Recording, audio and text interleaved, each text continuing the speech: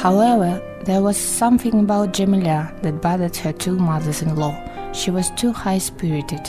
It was as if she were still a child. She would suddenly burst out laughing loudly and happily for no reason at all.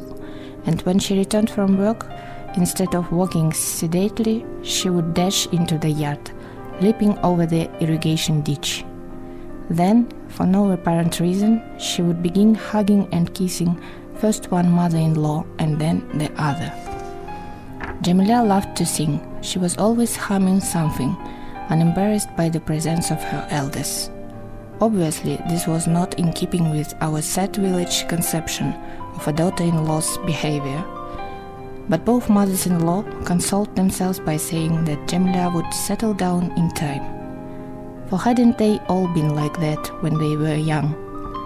As far as I was concerned, there was no one better than Jamiля in the whole world.